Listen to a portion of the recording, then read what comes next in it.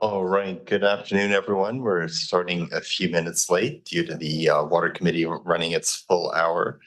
And I just want to begin by acknowledging that we are meeting today on the traditional territories of the Comox First Nation, the traditional keepers of this land. And as we always do, we'll read one of the calls to action. So I'm going to put my reading glasses on because this is a fairly substantial one. So call to action number 45, reconciliation.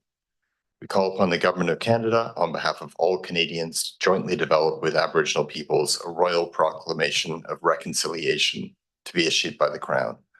The proclamation would build on the Royal Proclamation of 1763 and the Treaty of Niagara of 1764, and would reaffirm the nation-to-nation relationship between Aboriginal peoples and the Crown.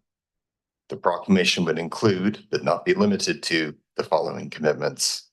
1. Repudiate concepts used to justify European sovereignty over Indigenous lands and peoples, such as the doctrine of discovery and terra nullius. 2. Adopt and implement the United Nations Declaration on the Rights of Indigenous People as the framework for reconciliation. 3. Renew or establish treaty relationships based on principles of mutual recognition, mutual respect, and shared responsibility for maintaining those relationships into the future.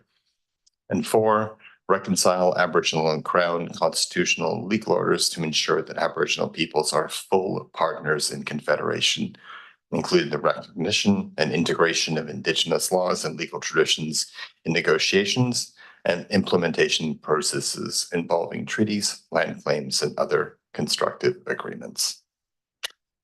And we'll get into business in a second. And I'm just going to acknowledge there is one person in the audience. This is Steve Fawcett, who's a visiting director from the Cariboo Regional District, who came all the way here to see how we do stuff.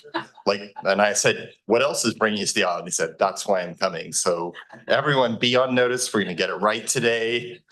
Feel free to give us notes at the end, Steve. But thank you for making this long journey, and look forward to catching up with you after the meeting. All right, back to our regular program. So first item is adoption of minutes for March 19th.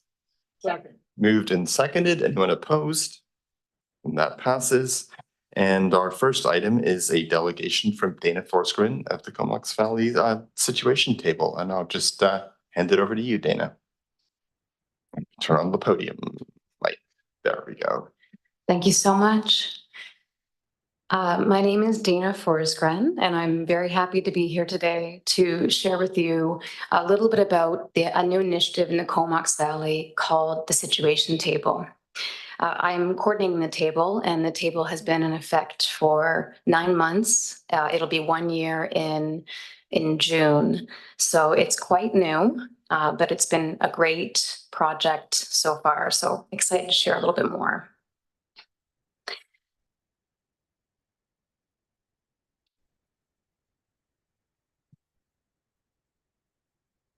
There we go. So my presentation today will share what is a situation table, how are tables structured across the province, what is the threshold for individuals to be referred to the situation table, what are the different table roles, and I'll also share some of the notable trends in data and the benefits from the table so far. Another piece of another reason why I'm here today is a consideration for council regarding the support for the situation table starting January 2025. We have received funding to mobilize the situation table in our community, and I have further funding for this year, but that is going to come to an end in January 2025.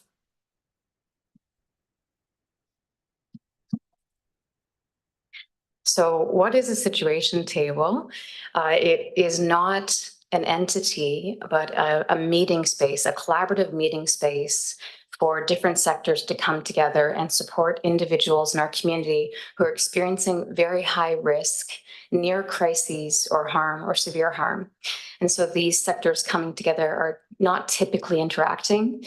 It includes public safety, health authority, social services, and Indigenous support services.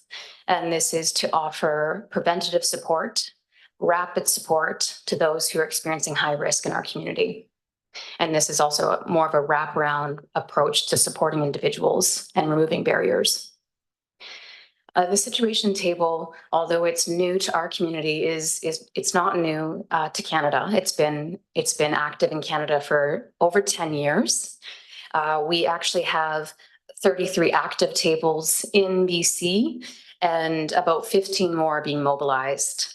It's been heavily used in some cities as a way to really to tackle some of the main challenges they're experiencing. So Surrey and BC was really the forefront of the situation table, and it's been incredibly successful. They've had their situation table for 10 years, which has really created a very collaborative partnership across their city.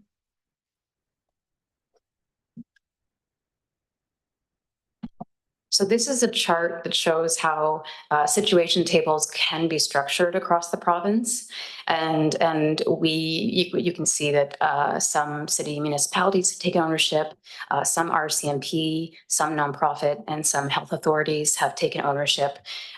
What we have noticed is that the most successful situation is through a partnership with city and municipality. And a reason behind this is ongoing sustainability of the table. It's also a really important relationship when it comes to sharing information about the risks that are taking place in each community. So it allows for a very easy connection with city to ensure that we're on the same page and what type of gaps we're seeing in our community. This is a graph that is demonstrating some of the risks that our community members are experiencing at one point in time. This is a real example of someone we supported at the situation table in the Comox Valley. And you can see it's a very complex situation that this person is experiencing. We typically are supporting individuals who have 8 or more risk factors, such as this at one point in time. So you can imagine how complex that is, trying to navigate a multitude of different systems and services to regain some stability in your life again. And this is an example of someone who's experiencing acutely elevated risk.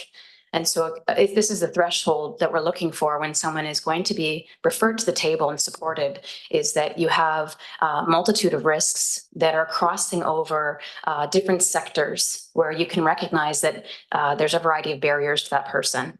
And the table is aiming to collaborate, remove barriers, as many barriers as they can, bringing resources together and services together for a more wraparound approach to support.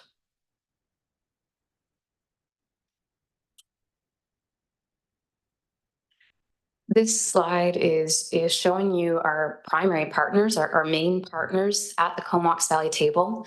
And this is a list of agencies whose mandates already very much align with the situation table. They're already providing services to individuals who are experiencing high risk.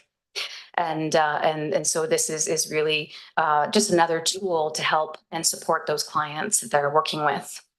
These partners are meeting on a bi-weekly basis. Some communities are meeting on a weekly basis.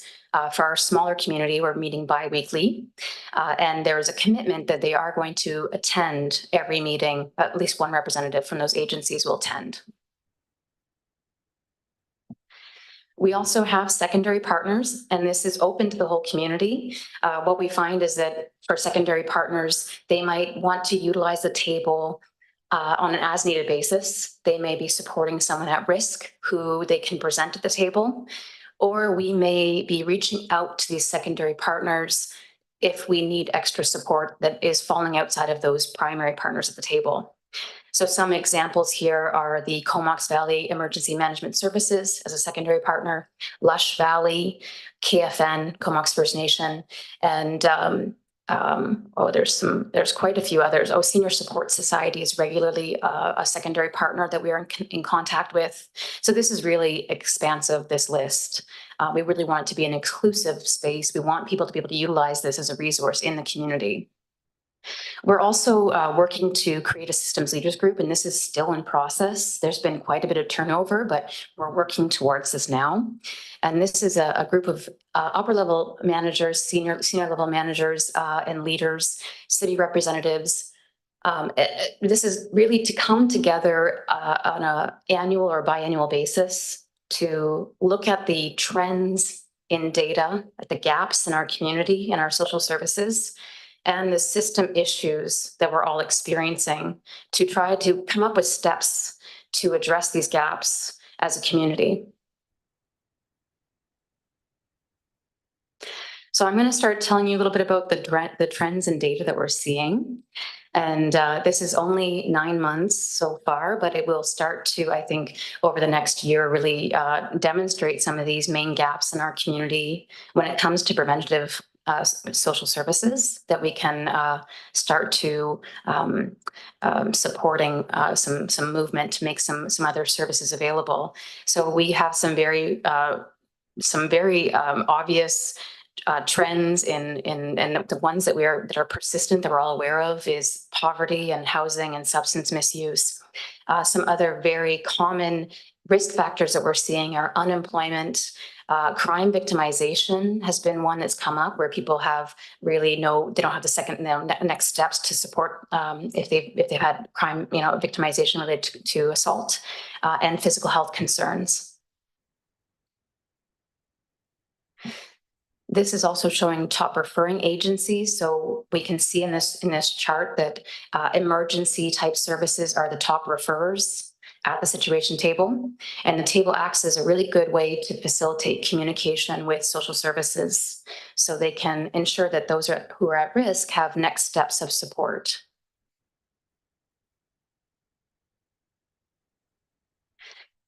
And this is just an important chart to see of those agencies that are involved in collaborative support planning. And again, it just shows that we have a variety of different sectors coming together to provide more of a wraparound approach in providing care to individuals. So you can see Wiche Friendship Center and Indigenous Support Services Agency. We have VIHA, Mental Health Substance Use Services, Dawn-to-Dawn Action on Homelessness and Income Assistance, who are most regularly coming together to provide that wraparound approach to support. So this is the proposed budget for the coordinator role with the situation table. And I'm open to receive any questions you have regarding this. From what I've experienced, this is going to reduce even further. During that first year, there was more money for that mobilization of the table. But what this role would be ongoing is that support role to make sure there's sustainability for the situation table. And this is facilitating, coordinating 24 meetings throughout the year, every bi-weekly meetings. This is coordinating partner communication, providing agency and relationship building support, mediation as needed. This is mobilizing, coordinating the systems leaders group, providing presentations, community awareness, presentations to agencies and their teams, which is a very big piece of this role. And then, again, it has been incredibly successful, I believe. When you look at some of the data across the province, the tables are more successful when there is a coordinator in place, and that's very, very clear. And I'm very happy to provide that to you all as well. I'm going to leave my presentation today with just a few of the benefits we've experienced here in our community and across the province from the table. And this is that situations of high risk are being looked at from multiple different viewpoints, different professional backgrounds, more resources are being provided, more awareness of what types of resources are available. We're opening up and building connections and community partnerships where there's often not a lot of crossover, not a lot of engagement. And we're creating a unique set of de-identified data on preventative supports for our community and understanding the gaps in social services. And I'll leave it there. Thank you so much. All right, Dana, thanks so much. Really appreciated that. And I see a couple of questions coming up already, and we'll start with Dr. Hilliard. Thanks very much, Chair, and thanks, Dana, for your presentation, which I did hear when you presented to the city. You probably can guess the sort of question I'm going to ask. You don't need to say anything to convince me of the value of the situation table or the importance of having somebody to coordinate it. The reality is this is a significant amount of work to bring all these agencies together. What you do need to convince me of is why local government should pay to bring a variety of provincially funded agencies together to talk to each other, to more effectively work together. I just still don't understand that. In my view, it should in fact be coming from those provincial agencies, some sort of budget to fund this very important work. You know, and that's something I'm not totally aware of. From my understanding, it's not, I mean, from the tables that are in existence in BC, the funding is that initial grant to mobilize the table, but the funding is not ongoing. I have approached them first. I did approach them for that first. I wonder if there is a possibility of maybe there could be a possibility of another year where there's a partnership with the ministry, but I am not seeing there being an offer of ongoing funding for that. So I do understand that. I understand this, it's a challenge.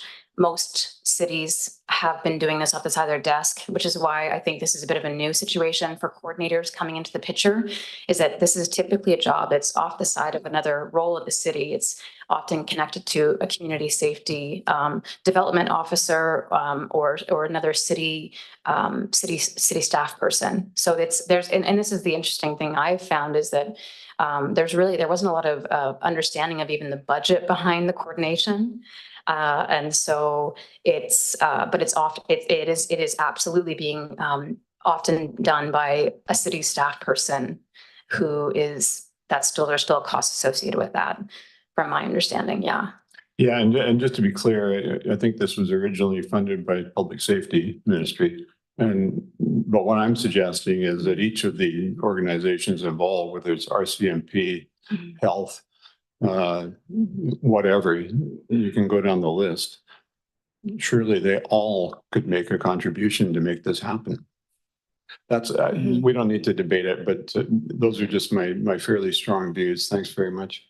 No, and it's a really good point. And I have to say, like, it is something I can absolutely approach it. I don't know what the response will be, but I hear what you're saying. Yeah. All right, thanks. And we'll go now to Director Morin. Great, thank you. I have much of the same sentiment. This was actually pitched to us way back by the provincial government. This has been really helpful in other communities. Let's get one going in the Valley. According to the information on the website, it says currently is led and supported by the Collaborative Public Safety Program through the provincial government. And aside from that, it seems to be increasingly frequent that we see overworked coordinators like yourself coming in to have to fundraise for their positions. And I really, that puts a bad taste in my mouth. That the valuable work that you're doing, that you feel that to continue that good work, you need to come, that you're the one that has to come and pitch for that money. So I don't know if this is a case of us trying to follow up with our MLA around some clarity around the funding here, but I know when this was introduced, there was never, ever any conversation about the city or local government funding it. Having said that, I completely agree with Director Hillian. It's valuable. And maybe we can do some further investigation. But I just wanted to recognize the great work that's happening. And I just really agree that it's not another thing that should be downloaded onto local government because we have a long list. Thanks. Here. And I'll pass it now on to Director Brown. So I'll just say ditto to the downloading without funding, and we'll go into that. I'm intrigued by the data set that you're creating, collecting. And because I think that would be extremely useful to both local government and service providers. And I'm just wondering if other groups are using that data in a way, and how are they sharing it, and what opportunities do you see there? Yeah, good question. So this data is for the community. It's for all the agencies that are involved at the table to be able to seek funding to support their programs. And it is for the municipalities to use as well. And that's the main purpose of that data. Yeah. That's awesome. And so sharing it with us could provide us with opportunities to advocate for those gaps that are identified in that way. Yeah, thanks. Absolutely. All right, thanks. And Director Hardy. Yeah, thanks. Thanks for the presentation, Dana, and again, for all your hard work and efforts for our community. I agree with Director Moore with regards to, it is heart-wrenching to, again, for you to do all your hard work and then on top of that, go out and try and develop some funds to keep this important table moving forward.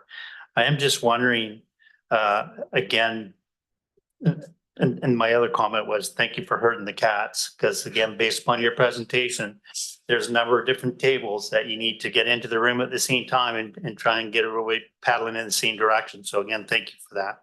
I guess I'm just wondering, just speaking out loudly, if there's an opportunity for the CVRD to bring up this issue revolving around funding for the situation table, because you said there's about 13 tables and wanting to increase those tables throughout BC. If there's an opportunity through the AVICC or UBCM to get those particular organizations to push on BC to try and help funding those situation tables here in BC. So I just put that out to staff and to the directors. Thanks. Yeah, no, that's a really good idea. And there's actually, so just to clarify, there's 33 active tables and there's 15 more that are being mobilized. Mhm. Thanks, Dana. I was wondering if I could just weigh in with a couple of questions, and I just echo all of the appreciation for the work that you're doing, and you shouldn't have to be coming out to ask for support. This should be fully funded by the people who set it up. But I was wondering if you could just go back to the first slide. You showed a number of different models of situation tables and different sets of partnerships.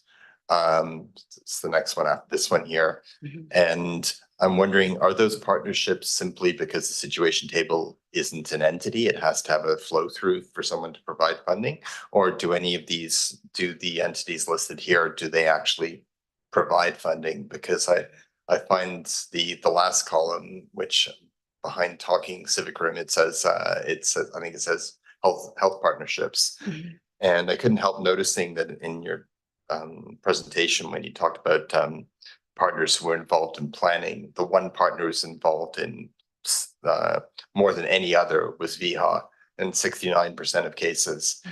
So it seems to me that would be a very natural place for funding to come from. And it obviously is, well, I guess I want to ask, so the health partnership ones, does that mean that they are receiving funding from the health authority, or merely the health authority works as a kind of grant recipient? So it's interesting with the situation table because it can look very different community to community. We do meet on a monthly basis among all the chairs in our province. And from what I've understood, this has often been off the side of someone's desk, that it's not funded, the coordination is not funded. Again, that impacts the success of the table. And it absolutely impacts the longevity or sustainability and like the data collection, absolutely. So there are some tables that have actually made a situation table its own entity, and it's become its own program. And then there's some tables that have a coordinator. That's becoming more common. But for the most part, many of these tables started out as recognizing a need for it and simply doing it, knowing that there was an absolute need to have more collaboration. And it's continued on that way as it's been rolled into their position in whatever way that is. So it's basically just become a part of their job. but they have not been necessarily taken account to, what are the roles involved? What is the budget involved with that? It's just become a part of their role. And that's why it's a bit tricky. And so, it looks very different. And I'll just say as well, so originally this situation table was very popular with RCMP. And that's where it started out, but it's morphed away from being connected to the RCMP. It's been more successful as a nonprofit partnership than being simply associated with the RCMP. But it was initiated because the RCMP recognized that they needed another way to support people and to pass on these high-risk cases in a way that they knew someone was going to receive better supports. And so that's part of the reason it started. And so we're still figuring that out. It's kind of that system change of what is going to be best for our province, and coordination is a piece of that. Okay, and I was just curious, on the health partnership piece, do any of those health authorities contribute to the financial support of the situation table in those cases? They will, they do, because it's going to be a piece of someone's position, but I don't think it's a specific situation table role. It's just become a part of a health authority. Like it's rolled into a manager's position. By having staff. That's right. That's right. By having staff take on, Mhm. then those people don't get put in the position that you're in right now of having to do the rounds asking for support. Well, it's good to know that health authorities do, there's precedent for them taking on that responsibility, something to think about. Okay, thanks. And I see there's another question, Director Morin. Thank you, Chair. I know these were set up to help individuals. And as you pointed out, way back, it was kind of pitched that these were folks who are high profile, particularly with our CMP, and what more supports could they mobilize for folks. But also the piece of this that you've talked about is the system change piece. And I guess I'm wondering, are there any efforts by the larger body, whether it is from public safety, from the initiation of this, or to look at those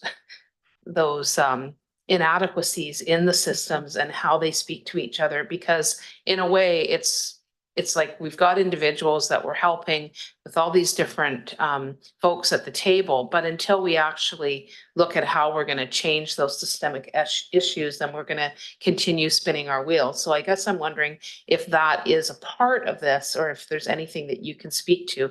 I did see that there is a community of practice that's being built. That would be a helpful I think rationale for this, to see that there would be some positive outcomes coming out of this, beyond the impact individuals' lives, which of course is really important. Thanks. Yeah, and great question. So every table is structured a little bit differently in how they approach these gaps and system issues. And several of the tables have adopted something that I think is fabulous, and our table has adopted this as well, is a way to refer system issues to the table. And so we can refer, if there's a system issue that an agency is experiencing, it can be referred to the table to have a conversation from different sectors, to have that be brought back to leadership, to make awareness of that, and then bring it to the systems leaders group. And so this involves a conversation of a wide system issue with some recommendations from a variety of different sectors, and then present it to the system leaders. Yeah. All right, well, seeing no further lights, as you probably know, like at the council tables, we don't take action on the evening the delegation arrives, but I'm sure you've given us a lot to think about. And I think one of the suggestions, Director Hardy, is that perhaps you do some advocacy work on our behalf to see that you're adequately funded. Anyway, these are all possibilities to consider. But for now, thank you so much for coming in today, and we'll be talking about this at future meetings. Thanks, Dana. Thank you all. Take care. Thanks.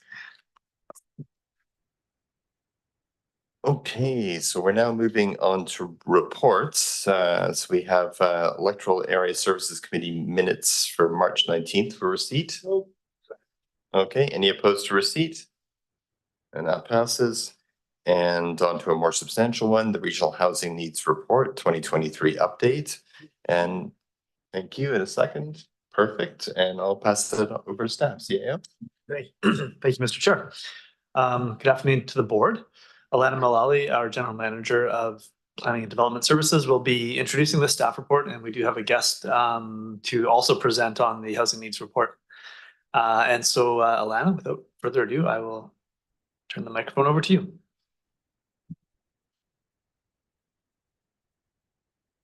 Thanks very much, James. Through the chair to the directors, I'm here to present to you the draft Regional Housing Needs Report update. This report is an update to our 2020 Regional Housing Needs Assessment and is supplemental to the housing needs reports that have been prepared for each of the municipalities and the electoral areas. This report uses 2021 census data as well as 2023 BC stats data for population and household projections.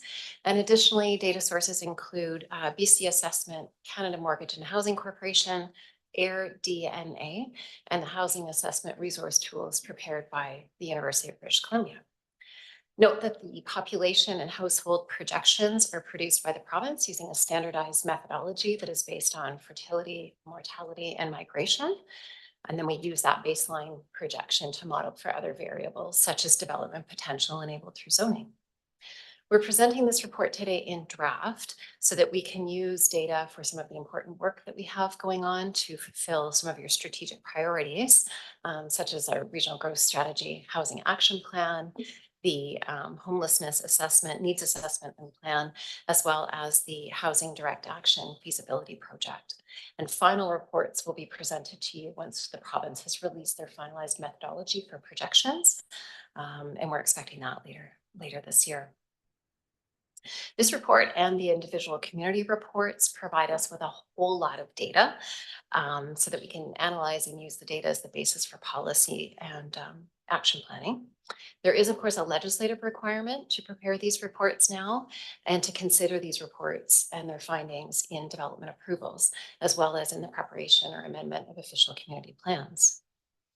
As with all data, it's really useful and important to ask, so what? And this is the work that lies in front of us now. Before I introduce Andrew, I'd like to offer a few key thoughts or big ideas on that context. Big idea number one coming from this work is that there is a distinction between housing supply and the right housing supply. So not that straight line between demand and supply relative to housing needs. This data and project provides us with an opportunity to look really critically at our housing supply relative to the needs of our community members and can help us set the conditions for protecting existing supply and developing the right supply for our community now and over the next 20 years. Note that unlike some regional districts, the Comox Valley's housing market and its population are really integrated. So you know this well, residents move fairly seamlessly within our federation for their work, school, recreation, access to services, etc. And this is also true for our housing market. So if folks can't find housing in Area B, they're inclined perhaps to look at Comox or Courtenay, prior to making a decision to leave our community, which is distinct from some other places in British Columbia. Big idea number two, no one in the Comox Valley, meaning no jurisdiction in the Comox Valley, can be all things to all people. And therefore it is really important to plan regionally to address our housing needs. Big idea number three, and these sound obvious, but I think they're worth stating. Planning and decision-making on land use, infrastructure, community amenities, and finance needs to be undertaken as a package. The new provincial housing legislation, our regional growth strategy, and much of the work that you've directed us to do at this table, and then similarly at our electoral area services committees and committee table and council tables sets us up really well to be working together and thinking broadly about this project of building and sustaining a complete community. So now let's dig into the report. I'd like to introduce Andrew Scanlon Dickey. Andrew's the manager of the planning division at Turner Drake and Partners Limited. Some of you will remember Andrew from the preparation of our original housing needs report back in 2020, and he's back with us, joining us via Zoom today. Andrew will present the findings of the work and then also be available for your questions. Over to you, Andrew. Thank you. Perfect. Thank you very much. So I guess we'll move over, I think it's 2 slides to the start of my presentation. Oh, I guess okay, yeah. Yeah, perfect. Excellent. Yeah, so as mentioned, my name is Andrew Scanlon-Dickey, a manager here at manager of the planning division here at Turner Drake and Partners. Here to present to you the draft for the housing needs report across the Comox Valley Regional District and the region as a whole. As was mentioned, because this is a draft, the staff are looking to use some of this data to move their work forward, but because it is a draft, it is subject to change over the next little bit. As Alana was mentioning, we are waiting on guidelines from the province. And while we believe that the methods that we used are quite close to what the province has hinted towards, there are some changes that may occur. Nevertheless, the narrative or the results, or I guess the general outcomes of what we see through this work is likely to remain the same. So if we move to the next slide. So to give that context yet again, and Alana did a fantastic job introducing this project, so I think my job has become that much easier. So in 2020, the CVRD produced the original housing need reports for each of the regional districts' communities. Turner Drake was part of that team, and our main role was to lead the data collection, analysis, and reporting of said data. And so that is the role that we took on here, and that was as an update to the 2020 data, but using 2021 census information as well as updated market information. As we all know, since 2020, a lot has changed. A lot has changed in our markets, and a lot has changed in terms of demographics and a lot of immigration. So reporting on that came at a logical time to do so. An important distinction to make, well, not distinction, but important note to make is that for both iterations of this report, Denman and Hornby Island local trust areas were not included in the study area. So when you're looking at the information, you may feel as if perhaps there's some population or some households missing. The reason is because those island trusts are not included. So before we get into that demand conversation, as a housing needs assessment is mainly focused on, to give you just a general idea of the state of the market as it stands today, or based off of recent data. Next slide. A big tell on what's occurring comes through our ownership market, and this would be through sale prices. So as of 2022, the median CVRD purchase price was about $769,000, and this was up 64% since 2019. This rate of growth was almost double the rate from 2016 to 2019, and the rate of growth, or growth in general, was seen across dwelling types and across communities. The most significant growth occurred within the electoral areas, largely because of the I guess the dwelling types available were generally the same. So you're looking at more low density dwelling types, whereas in the municipalities where there's generally more diverse housing typologies, the growth was just a little bit less. But when we're talking about housing prices, so if you move to the next slide, prices alone aren't indicative of affordability. There's several other factors that come in play, such as interest rates, such as median income, loan terms. And so what we did, and this chart and what this chart represents, is a comparison between what a estimated affordable price of a home would be versus the actual prices that have occurred historically. And so this affordable price, using assumptions or mortgage assumptions, uses annual median income across the regional district to estimate that affordable price. And what we see is that across all dwelling types, while there has been a gap historically, that gap has widened quite considerably since about 2016, and much more so since 2020. So clearly across the regional district, in general, there are affordability challenges, particularly in the ownership market. Next slide.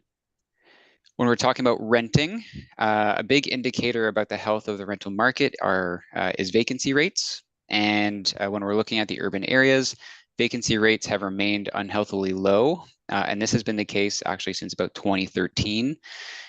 So what this is doing is leading to an imbalance of power between landlords and tenants. Generally speaking, a healthy vacancy rate falls between 3 to 5%, which in this chart here is represented by the gray rectangle. And the dark blue line representing the overall vacancy rate for the urban communities. And in 2023, that vacancy rate sat at 0.9%. So what that means is that the power is mostly in the hands of landlords. Next slide. What does that mean? Well, rents are demonstrating a considerable increase over recent years. So if we're looking at the period of 2019 to 2023, there has been a 51% increase in median rents across those urban communities. Rent growth is predominantly led by studio and one-bedroom apartments, but this is because there's been a notable percent increase to their inventories. And so if you have new units or recently constructed units, their rents won't be controlled by rent caps or anything related to that. So their rents are either to be reported as higher. Related to that, if you are looking at CMHC data, the sample that they collect includes vacant rents. So those I would be asking in the market, let's say for a new unit, as well as those rents that are paid by tenants who have lived in their unit for a considerable amount of time. So if you're looking at CMHC rents, just as a note, what is generally occurring is that they're undervaluing what would actually be asked on the market. So a lot of this data, or for rental data, what you usually get is information for urban communities, but it's important to note, as I was mentioning yesterday to the electoral area directors, is that if there is low vacancy rates within urban areas, what that means is that folks are going to be looking alternatives elsewhere. And what that usually means is that, particularly in an area where there's deep connections between communities, that they're going to look out into those electoral areas themselves. And so what that means is that there's a transfer of housing pressures, particularly on the rental market in those rural areas. So no one is overlooked in terms of that housing pressure. Next slide. Short-term rentals, while we don't necessarily know the direct correlation between the health of the market and short-term rentals, especially at the local level, it is an important topic to bring up. So for short-term rentals across the CVRD, they have grown in inventory overall, expanding from about 1,015 to 1,310 units between 2019 and 2022. Related to that is that there has been also an increase in what we estimate to be commercial short-term rentals. So that inventory has increased from 561 to 732. What we deem as a commercial rental is one that is available or reserved more than half of the year, which gives us an idea that that dwelling is intended for commercial purposes, or in other words, intended to generate revenue rather than to be used as a permanent residence. So the chart below, what it's providing is the total amount of short-term rentals or commercial short-term rentals by community, as well as the percentage that that represents of all short-term rentals for that community. So for instance, the CVRD in 2022 had 732, as mentioned, and that represents 56% of all short-term rental listings across the region. Next slide. So as I mentioned, as a housing needs report, we focus a lot more on the demand side. And so to understand demand, we need to understand the demographics and how those have been and how they might change. So next slide. So really the first thing we look at is population change. So in 2023, the estimated CVRD population was about 74,540 people. Again, as a reminder, this does not include the island trusts. This is up 5% from 2021 and 13% since 2016.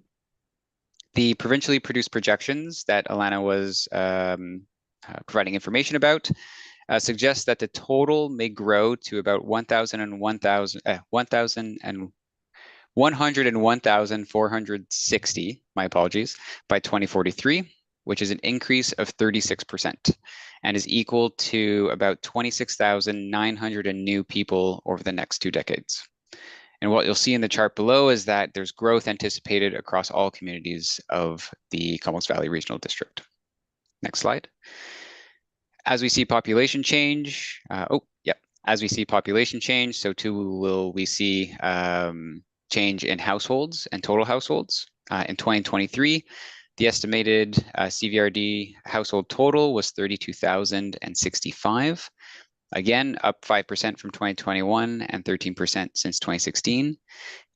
Provincially produced projections suggest that the total may grow to 44,215, an increase of 38% by 2043, which is equal to about 12,150 new households across the regional district. And again, the chart below indicating that there will be growth across all communities. Next slide. So where is this coming from? Well, recent anticipated growth trends are largely driven by the considerable interest from outside the CVRD to move to the CVRD. And this is coming from several sources, be it international, across Canada, or even across British Columbia. And the in-migration is enough so to counterbalance any losses in population based off the relationship between deaths and births. So what you'll see in this chart here is that the dark blue represents the net difference between those births and deaths. So a negative number indicating more deaths in a given year than births. And the bright colors being green, orange, and red represent the different components of in-migration as they relate to interprovincial migration, and international migration. So historically, over time, the CVRD has been a place where people have wanted to move to, but since about 2015, this has increased quite significantly. Next slide. So now we know that there's been a population and household increase, and it's anticipated to increase into the future. What does that mean for anticipated dwelling demand? Next slide. Before we get into the future of dwelling demand, it's important to recognize where we might have a gap currently. And so in 2021, there was an estimated 2,595 households that required some degree of non-market housing or program intervention. This is based off of a methodology used by UBC's Housing Assessment Resource Tool and is based off of core housing need. And so the chart below, you'll see each of the communities, and what it represents is the total households that would need non-market housing, which is equivalent to saying the total households that live in core housing need or lived in core housing need in 2021. What is also provided is the share of households that lived in core housing need. So for instance, in the CVRD or across the CVRD, about 9% of households were living in core housing need, and thus would have benefited from some form of non-market intervention. Next slide. So knowing that, what do we notice going to the future? Well, calculations using provincial projections suggest that there may be 6,950 dwellings demanded from 2023 to 2028. So that 2038 should be a 2028. And this includes the affordable housing deficit of 2,595, as mentioned on the previous slide. Total new demand may reach 16,075 units by 2043.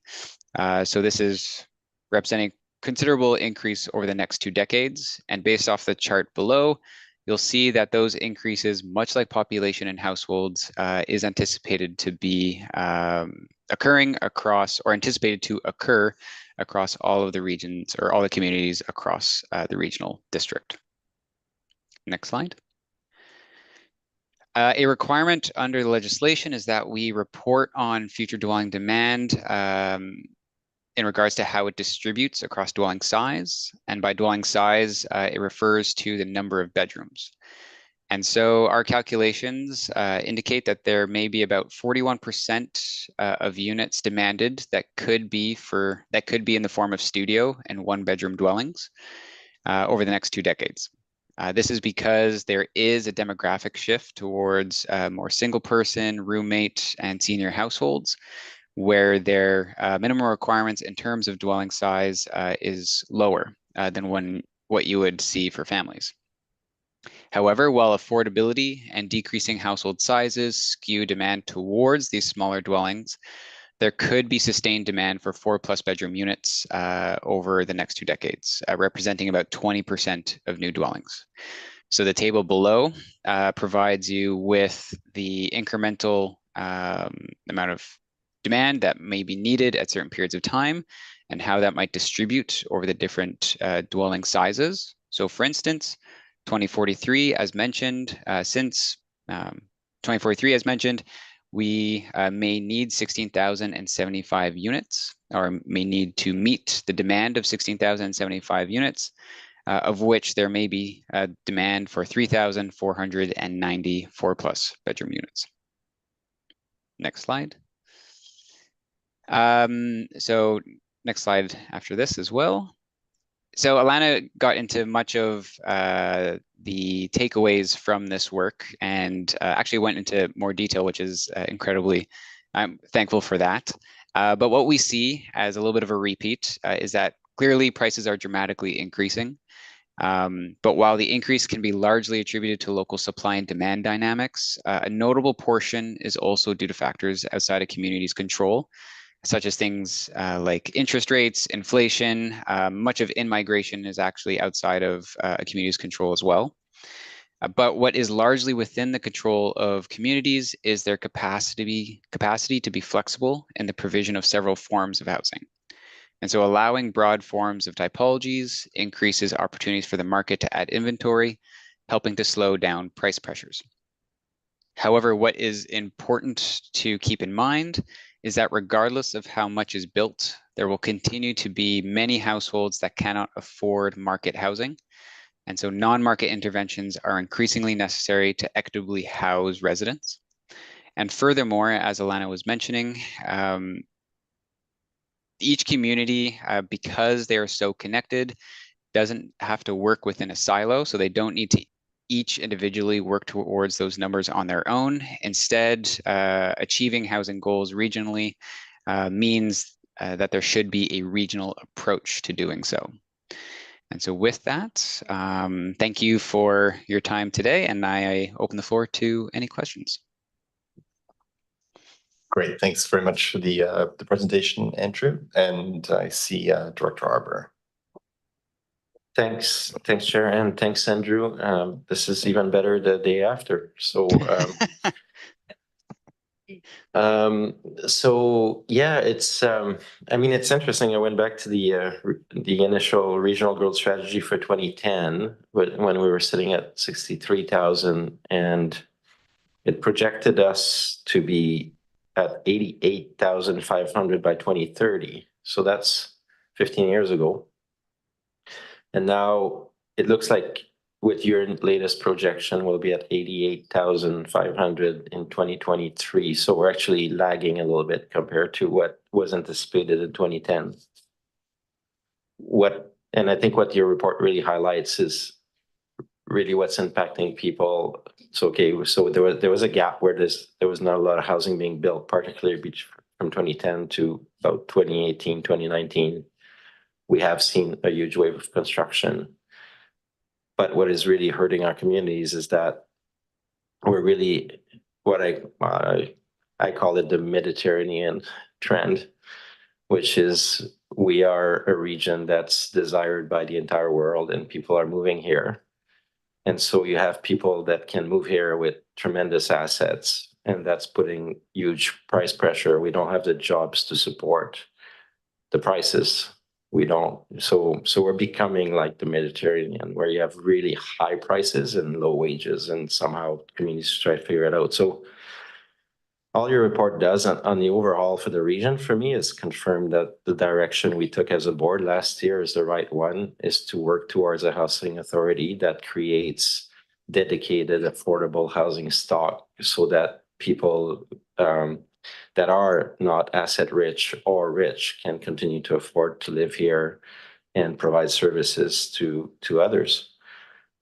It's a really difficult situation, and I think until we make a, as your report shows, until we make a meaningful difference, not in the hundreds, because with the coalition for homelessness, we've put together maybe 200, I don't know the number, but it's in the hundreds of units of affordable housing that we've created in the last 10 years when we need thousands. So I'm really glad that we're going to continue in that direction as a region to work together to create a vehicle at the appropriate scale. And it's going to be costly, and it's good to see the province being a good partner in investing, but I think we're going to continue to lag for a couple of decades before we catch up to the trend we're in. All right, thanks, Director Arbor, and Director Hillian. Thanks, Chair. Thanks very much, Andrew. It really strikes me that we had about 25 or 30 years in the city of Courtenay anyway, where there wasn't one single new rental building constructed. All the builders were out building condos. A lot of those condos were being purchased for rent to be rented out.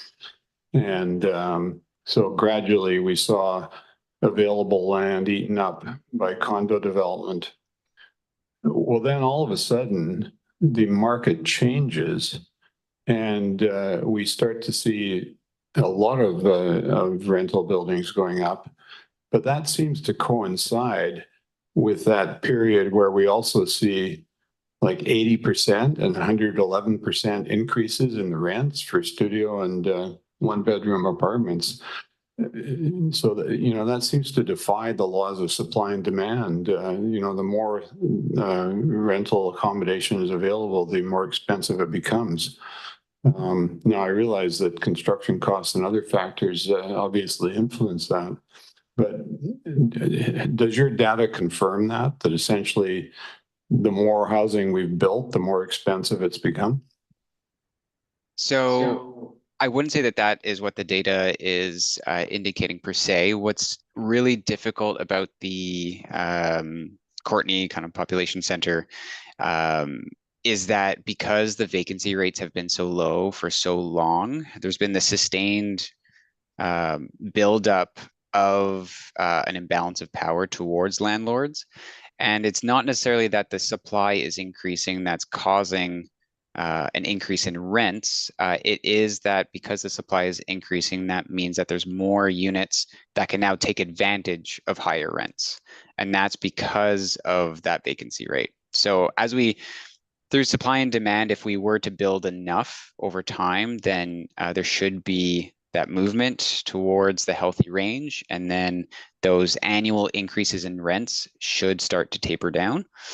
But a lot of the data, and that's where I was making that note about how the CMHC data considers both vacant rents, so what's asking, let's say on Kijiji or Facebook Marketplace, as well as those rents for occupied units, because let's say for one-bedroom units where there was such a small inventory of those historically, much of those have been occupied by long-term tenants historically, generally.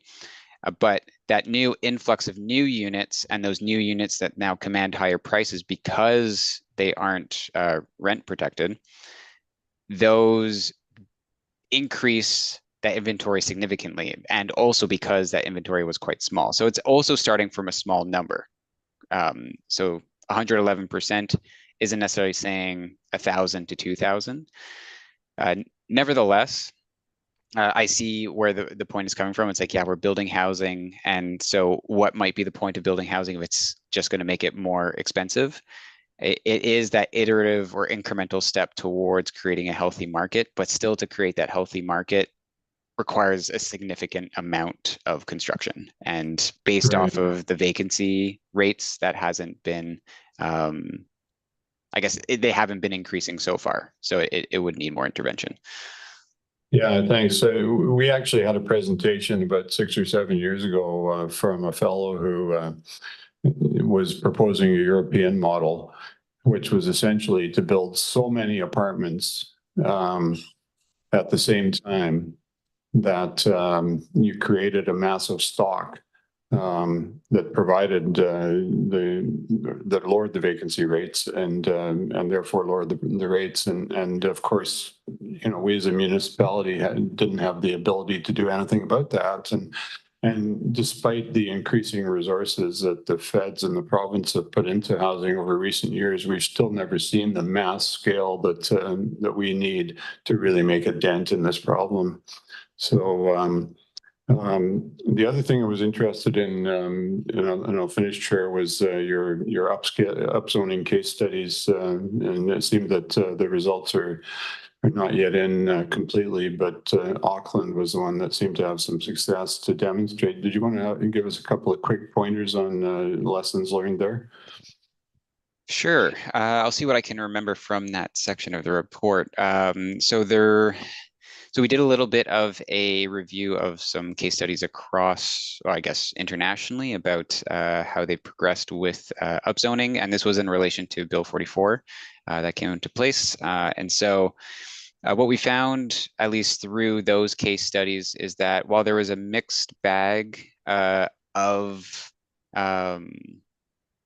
I guess results, generally what they indicated was that they were more positive than negative. There were a lot of things that came with those upzoning. So it wasn't only a matter of, okay, we need to go from 1 to 4 units, 1 to 6 units, 1 to 8 units, whatever they decided for those regions or jurisdictions. But it was also a matter of comprehensively looking at each of the elements that fall within those zones. So it's your setbacks, it's your lot coverage, it's your parking. I can't remember exactly which jurisdiction it was, but they had gone through the process and they had received very few applications. And so their approach next was to, okay, maybe we need to look at these other elements, not only the permission of more units, but how we're constraining how these units can be built. And so that's another important consideration to take in. Thanks very much. Thank you. And I'll go next to Director Brown. Thank you. Thanks, Andrew, for that presentation. It's fascinating to me that the provincial government is asking us to figure out what the housing need is 20 years in advance and then build that into our OCPs every 5 years. I'm just not sure how practical that is. So for example, we in Cumberland over a decade ago upzoned our entire downtown core to allow for commercial on the bottom and for 4 stories of rentals on top. And in that time, we've had 2 buildings come. So without the province's investment in affordability, we can zone all we want and we're not getting what we need. So I would like to, I think we could simplify this report and just say we need whatever the number was in the executive summary, 13,000 or 14,000, but affordable units, that's what we need. And I'm just not sure how we're going to get there. I understand the model of increasing rental, but those rentals that we're building now. So for example, in Cumberland, we have 23 micro units. So these units are 300 square feet. And they are renting for $1,100 a month.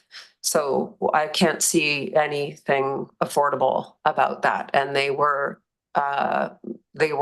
story of the development was these were going to be affordable because They were micro units, so it seems to not matter what we build. The market is demanding the price, and it's getting it. So thank you for this work, and hopefully the province is gonna fund some housing for us. Yeah, and if you don't mind, if I make a very quick comment on that as well, is that to add supply to get that balance of supply and demand in check and to bring those price pressures down, it doesn't only mean adding market housing. So adding affordable housing does add competition within the market and can add towards that. So it's almost like it's like a two birds with one stone. So yes, if there's funding to create that affordable housing and increased, I guess, support, it's providing housing for those who need it the most, but it's also helping to reduce those price pressures across the market. Exactly. Thank you. Okay, and Director Morin. Great, thank you, Chair. Yeah, I mostly have a couple comments. I think one of the most striking parts of the report was that 19% of households, over 6,000 people, earn very low income or low income and can afford up to $725 a month. So I guess I would put it out to the community, why on earth we'd be surprised that we have 272 people who were counted as homeless. To me, I mean, it's a miracle that we don't have hundreds more, really, when you look at that. The other piece was around the short-term rentals. Recently, Courtney Council received an email. Someone quite upset about the number of short-term rentals that were, between 5 and 20 units, one person listing those. Clearly an entrepreneurial spirited person who had numerous short-term rental listings. And I know we want to be a place that supports tourism, et cetera, but if there's nowhere for the person serving your latte to live, then, we're kind of defeating the purpose there. So those are just a couple comments, and I'm really hoping that there is something that can happen around the short-term rentals, as well as we need to really think hard about this 19% of people, 6,000 people who can't afford more than $700 a month. I mean, we are going to see more people on our streets. There's no doubt. And it's got nothing to do with all the things that those folks are blamed for. It's clearly poverty. And we saw that earlier in Dana's situation table report, that one of the most prevalent factors in the folks who are struggling the most is poverty. So let's not, paint it with another brush here. Anyway, thanks. Well said. Thanks, Director Morin. And move to Director McCollum. Yeah, thank you. And thank you for the report and the presentation, Andrew. Lots of really interesting data here, and it's quite a bit to chew on. And I'd say my experience from the last time we received, detailed data on our housing needs, I've gone back and looked at those reports so many times over the years as we've had various rezoning applications and just issues that come up around housing. So for me, it's not just the initial report and presentation, but the ability to go back and have a look at this as we consider our decision-making on all kinds of fronts. Yeah, definitely the point that Director Hillian raised around, seeing a whole influx of new market rentals come on and then not seeing really any change. In fact, an overall increase in cost. Although I recognize that the way that we're pulling in the data, it skews it a bit too. But really, it just underscores that when we're approving new developments, like an important tool that we have is pushing for some non-market when we're doing rezoning as a municipality. And that kind of drives home that point that when we're getting a bunch of new units, we really do have the opportunity in some of those cases to push for some non-market units in those developments. And this data kind of underscores that for me. And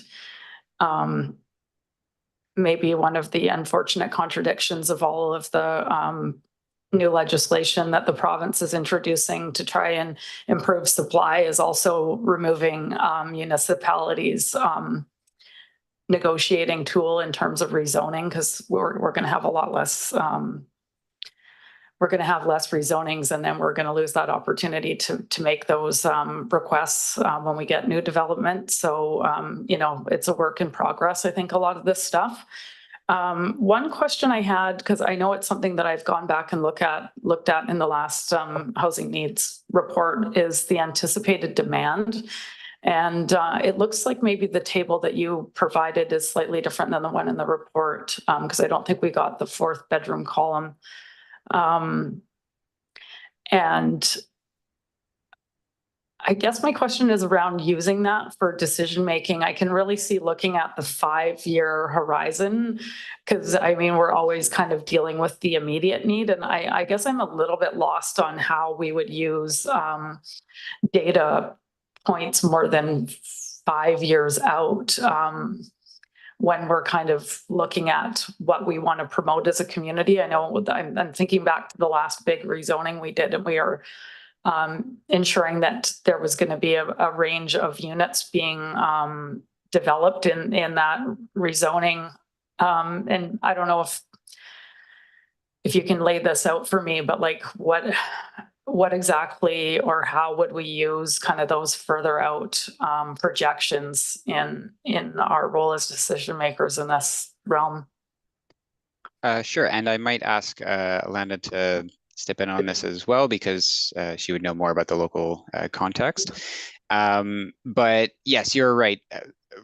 Projecting forward 20 years isn't the most effective sort of way about going about it. I mean, the original iteration of these housing needs reports was asking for 5 years, which is a pretty reasonable ask, I would say. Still though, a part of the legislation is that there are updates that are done every few years, generally centered around kind of census updates.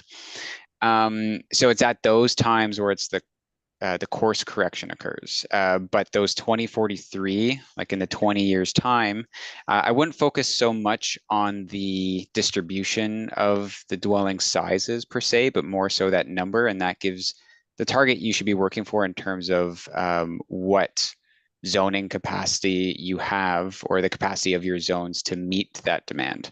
Because if you're planning for that in the future, then you have more flexibility to take on increased development prior to that. Alana, do you have anything else to add to that? I don't know about my directors, but I think that was a really great answer, that particularly the 5-year, like I share the view with Andrew. Don't get hung up on that 20-year. We don't have a crystal ball, and we all know that projections get weaker the further we look out. Director Arper raised the point about where we were back in 2008 when the RGS bylaw was being worked on. Don't get hung up. We're setting enabling conditions. And when we look at a lot of, like on Courtney Council's agenda tomorrow night, I see you've got an analysis of your permit, your issuance, and your occupancy from 2018 to 2023. And I think when you look at those numbers, like they're quite telling about where you've been as a municipality, where we've been as a region. So I think even though we're projecting out that data, as much as things are changing, we can still gain a lot of insight from what we've seen historically. So yeah, 5-year course correct for sure, and set the enabling conditions. That's helpful. Thank you. All right, seeing no lights, I was going to ask a question or two myself. Andrew, I was present for your presentation yesterday, and you, as you did mention today, talked about the CMHC rent modeling. That's their sort of formula, and I can't remember. I think you said this yesterday. Perhaps that's required. That's a required metric to use in this report, but it seems to me that the way the CMHC calculates the average rents dramatically underrepresents the actual cost of rents. I think if you look at the table, I believe that a 3-bedroom unit is apparently cheaper than the studio, which is just manifestly absurd. And I'm not sure if CMHC does this because it helps to lower the apparent need. It makes it look like things are less difficult than they are. But there was a page in the report which showed the family income required to afford different types of units. And even with the bad CMHC data, it was a scary chart. And if you think about the actual cost of, say, a 3-bedroom unit, which must be significantly more, like 2,500 or so, perhaps double what was reported there. I guess I'm wondering, for future reports, is there any discretion to provide I think you called it vacant unit data, the kind of rents that people are actually going to be paying if they get a new apartment? So I think that would be much more helpful to us in terms of gauging the actual level of need and the actual challenge that people are having sort of reaching those rents. Anyway, if you just comment on that data and if there's any way of just using the vacant unit data. Yeah, of course. And I completely agree that it would be way more beneficial to use the vacant data. Unfortunately, fortunately, CMHC is a great source of information, and it's a pretty comprehensive rental market survey that they perform on an annual basis. The unfortunate circumstance is that their methodology does include both within their sample, so both being occupied and vacant rents. And at a local level, they don't disaggregate between the two. Sometimes they do, but in most communities, it is suppressed and you can't get that level of information. And if I remember correctly for Courtney, that was the issue that we were running into as well. So ways to get around that are usually quite labor intensive, particularly for probably staff. And that's constantly looking at local rental listings on Marketplace, Kijiji, or elsewhere, and keeping track of those, because that would give you a better idea of what's occurring. Otherwise, there are other sources out there. You've probably seen in the news a lot of mention of like rentals.ca or other similar services. My caution towards those is that their samples are usually quite small and not, I guess, robust in terms of their methodology. So for now, CMHC, fortunately, unfortunately, stands as the best source that we have. And so all the nuances and quirks and such, we have to live with for the most part. That does seem remarkable. The CMHC would refuse to release the, the disaggregated information, where so that one could get anyway. But that clearly is the current situation. I wouldn't say refuse, and sorry to interrupt. Okay. I wouldn't say refuse per se. I think when it comes to CMHC and StatCan, there's a lot of consideration for confidentiality. And I'm not sure how that comes into play when we're talking about this sort of topic, but when you look at the data tables that do disaggregate between the two, confidentiality and suppression is the main reason why it's not provided. It's not that they don't provide the tables, it's that within the tables, the data is not there. Okay. Yeah, again, hard to see the link with confidentiality, but that's the reason given. That's what we're left with. Just looking around the table one last time, I don't see any further questions. So thank you so much for appearing today and yesterday to share this with us.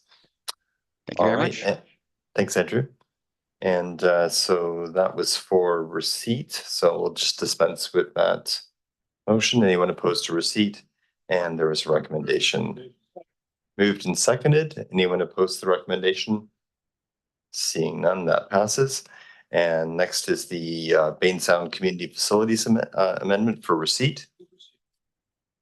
And seconded, perfect. And I'll pass it over to staff. James. Thanks, Mr. Chair.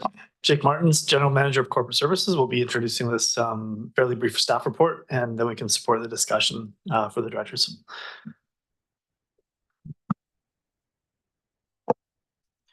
Thank you, James, and through the chair. Yes, so through the Electoral Area Services Committee, consideration is being given to a potential property acquisition under the Bainstown Community Facilities Support Service. The service was established in 2001 for the purpose of providing financial support to nonprofit organizations for the operation and maintenance of community halls within the Bainstown portion of electoral area A. While the specific details concerning the property acquisition are confidential at this time, there is an amendment required to the service establishment bylaw should the board wish to proceed with this potential acquisition. The amendment concerns both the expansion to the service purpose as well as an increase to the maximum requisition from $67,000 to $230,000. The board will appreciate that amendments to service establishment bylaws are heavily prescribed by the Local Government Act, and so in this case, it requires approval by the board and giving readings to the bylaw, approval by the inspector of municipalities, and then we are also proposing participating area approval by way of consent of the one participating area, that being electoral area A. So with that, Mr. Chair, I'm pleased to answer any questions, or Mr. Vice Chair.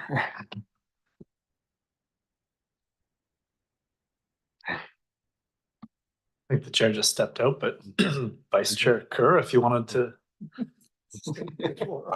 Any questions? Okay. See none, do we need a vote on this or motion to receive? Okay, received. Okay, anyone opposed to receiving this excellent report? Okay. Second. Any discussion? Okay, all those in favor? Opposed? Motion carries. Welcome back.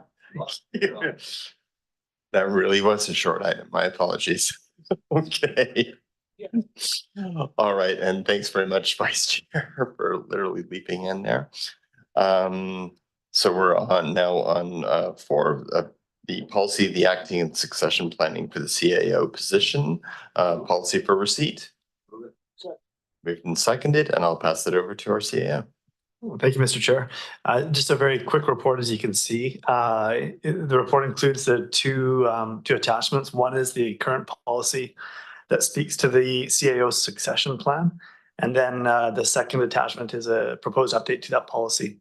So the current policy talks about the ongoing succession planning for both the CAO position and the executive team development, as well as recruitment succession planning for the CAO role.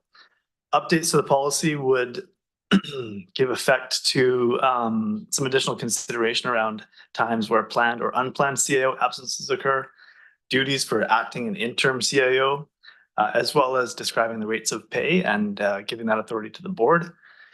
And then the administrative updates also clarify roles and process for absences and recruitment. So there's not much more to describe, but certainly if there's any questions on the policy itself, happy to take those.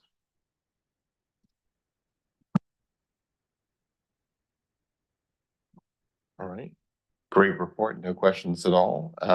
So I guess we have receipts on the table. So anyone opposed to receipts? Seeing none, and the recommendation? Okay, moved and seconded. Anyone opposed? And that passes unanimously. Next, we'll move on to ESC from yesterday. And the first recommendation is a temporary use permit for 3 years to permit tourism on the property described as, I'm not going to do the legal one, but 284638 Forbidden Plateau Road. So if someone cares to move that. I'll move it. Sure. Okay, moved and seconded. And this is a vote of the areas. All those in favor? Okay, and that passes unanimously. And recommendation number 2, this is for the site-specific engineer's prescription for the siting of a proposed secondary dwelling relative to the floodplain be approved for the property. I'm just gonna let people know what it's at. Sure. And that's at 6826 Buckley Bay Frontage Road. It's being moved. Was there a seconder? Also seconded. Okay, it's again a vote of the areas. All those in favor? And that passes unanimously. Now we'll move into bylaws and resolutions. This is for first, second, and third reading. The Bainstown Community Facilities Support Service Establishment bylaw. Late 24. So, okay, first and seconded, and anyone opposed? That passes first and second reading, and for third reading, being moved and seconded. Anyone opposed? And that passes unanimously. And we'll now move on to final adoption. This is Black Creek Oyster Bay Water Local Service Area Development Cost Charge Bylaw Amendment number 3. Move adoption. Seconded. Anyone opposed? Passed unanimously. Next, bylaw number 790, the Regional District Bylaw Adjudication Ticketing Bylaw for final adoption. Moved and seconded. Anyone opposed? And that again passes unanimously. Next, Black Creek Oyster Bay Water Local Service Area Bylaw Amendment number 19. Which is okay, moved and seconded. Anyone opposed? Passes unanimously. And we have one more. Bylaw number 821, the CVRD District Officer Bylaw. Number 5, moved and seconded. Anyone opposed? And that is also passed unanimously. Next is a piece of new business regarding the Canada Community Building Fund advocacy piece. It's a letter from Director Arbor, so I'll just pass it over to you. Thank you. Oh, thanks. Sorry, I thought the light was on. Yeah, so there's a small, I have an N that shouldn't be in the motion. So when we read the motion, there's just a minor typo there on my part. So just in context, FCM actually just sent a briefing to all of us elected officials across Canada today. And I think in addition to the letter I'd highlighted, this week we saw the announcement of an extra $6 billion from the Canadian Housing Infrastructure Fund, including a $1 billion towards urgent community infrastructure, as well as $400 million for the Housing Accelerator Fund. We talked about rental housing, a $15 billion top up for the apartment construction loan program, and a new $1.5 billion Canada Rental Protection Fund to help nonprofits acquire and protect affordable rental housing. There's also the housing design catalog investments to come up with blueprints for lowering the costs of design, etc. But what you're not seeing yet is the renewal of the Canada Community Building Fund, which has been providing local government across Canada since, I think, 2008 or something like that, with a reliable, no strings attached source of revenue that is distributed per capita. FCM in the same briefing, if you go to it, you'll see that they note that there are conversations about potentially tying the future community building fund to the housing issue. And thankfully, FCM is advocating for them not to do that. The damage this would do to rural areas and areas of low growth would be devastating. And I'm sure even for municipalities. So this letter, it really captures the spirit of that. It's to invite us to write to the federal minister of infrastructure and communities and housing to renew the community building fund. And FCM has been asking for a doubling of that amount for the last 3 years. And it's a simple request. Thank you. All right. Thanks, Director Arbor, and appreciate you bringing this to the table.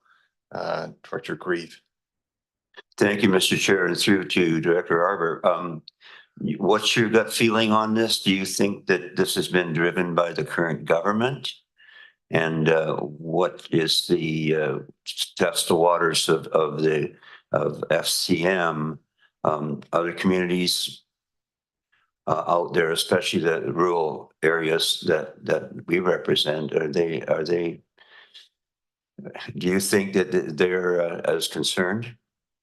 Is it more? There's too many questions, but I'm just saying that this. Probably, if you talk to the rural areas, I think they'd be more in line with your take on what's going on.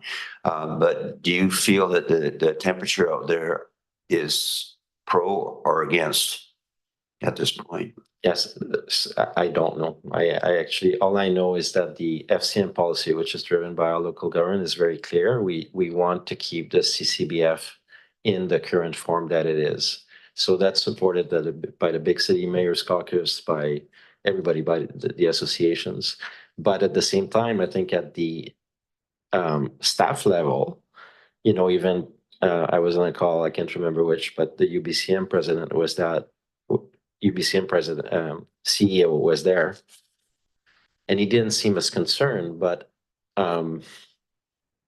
At the same time, I think we saw it in the past, for example, with the COVID funds, that all of a sudden the government comes out with a flavor of the day, and rural communities in that case, as soon as you move from a per capita, no strings attached, you're going to create damage in the infrastructure planning for communities.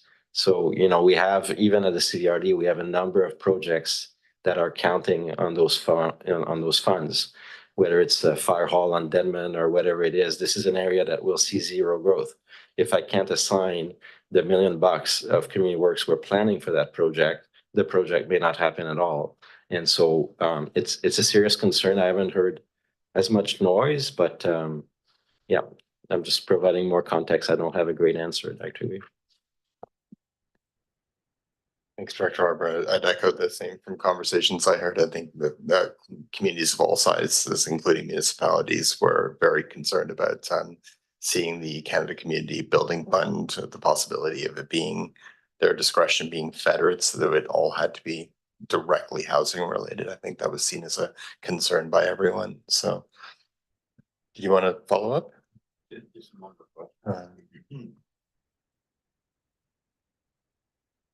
Thank you very much, Mr. Chair. So I think it's important to reiterate that this is the only fund that, at my understanding, flows directly from the federal government per capita to the jurisdictions in the rural areas without the province getting their fingers at it. So. All right, and Director Hillian. Thanks, Chair, and thanks to Director Arbor for bringing this forward. I'm just wondering if it's automatic when we send a letter like this that a copy goes to our 2 MPs for the area. And thanks. And I do note that one of our MPs has announced that she won't be running again, but nonetheless, I think it's important that they're part of the loop on this. Thank you. Okay, and Director Brown. I just wonder if we should also send to our municipalities so that they might consider adding their support to the letter.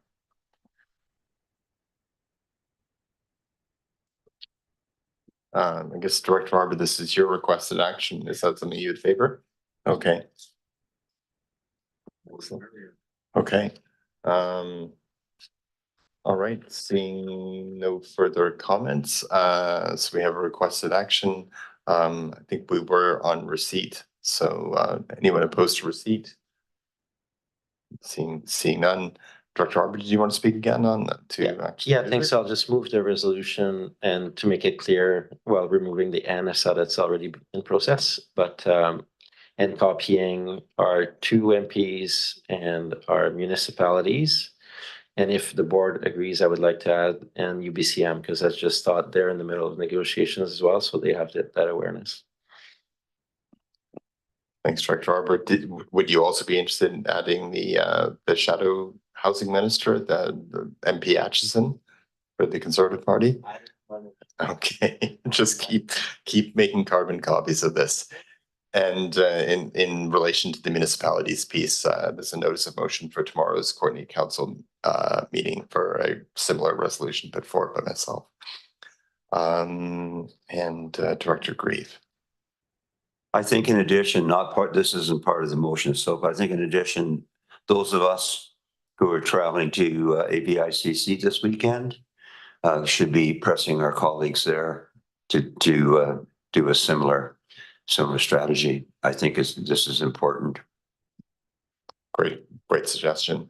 Okay, so we got the motion on the table, and with a few additions, I think those all captured all the extra letters. Okay, great. Thanks, Lisa. All right. Anyone opposed? Seeing none, that passes unanimously, and just termination. Okay, thanks, friend. Great meeting.